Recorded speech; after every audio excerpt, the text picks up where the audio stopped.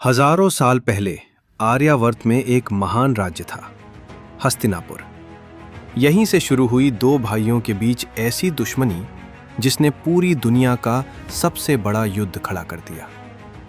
एक तरफ थे पांडवों में सबसे शक्तिशाली योद्धा भीम और दूसरी तरफ कौरवों का राजकुमार दुर्योधन। बचपन से ही भीम बहुत ताकतवर थे। वो खेल खेल में ही कौरवों को कुश्ती में हरा देते थे। कभी उन्हें उठाकर जमीन पर पटक देते तो कभी नदी में धक्का दे देते। ये सब देखकर दुर्योधन के दिल में धीरे धीरे जलन और नफरत पैदा होने लगी। उसे लगने लगा कि अगर भीम जिंदा रहे तो पांडव हमेशा कौरवों से ज्यादा ताकतवर रहेंगे। और तभी दुर्योधन ने एक खतरनाक योजना बनाई। उसने अपने चालाक मामा शकुनी की मदद ली। एक दिन दुर्योधन ने भीम को खाने पर बुलाया।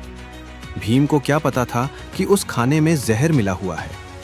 जहर खाने के बाद भीम बेहोश हो गए। दुर्योधन ने मौका देखकर भीम को उठाया और उन्हें गंगा नदी में फेंक दिया। दुर्योधन को लगा कि अब भीम की कहानी खत्म हो चुकी है, लेकिन किस्मत को कुछ और ही मंजूर था।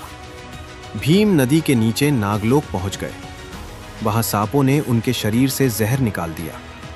इतना ही नहीं, नागों के राजा ने भीम को ऐसी शक्ति दी कि वो पहले से कई गुना ज्यादा ताकतवर बन गए। कुछ समय बाद जब भीम वापस हस्तिनापुर लौटे तो दुर्योधन उन्हें देखकर हैरान रह गया। जिस व्यक्ति को वो मर चुका समझ रहा था, वो पहले से ज्यादा शक्तिशाली बनकर उसके सामने खड़ा था। अब दुर्योधन की नफरत और भी बढ़ गई। समय बीतता गया और ये दुश्मनी भी बढ़ती गई।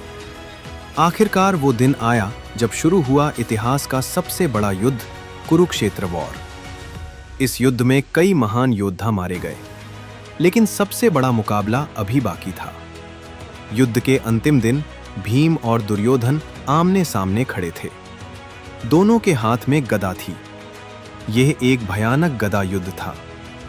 दुर्योधन गदा युद्ध में बहुत माहिर था। कई बार ऐसा लगा कि वो भीम को हरा देगा, लेकिन भीम को एक वचन याद था।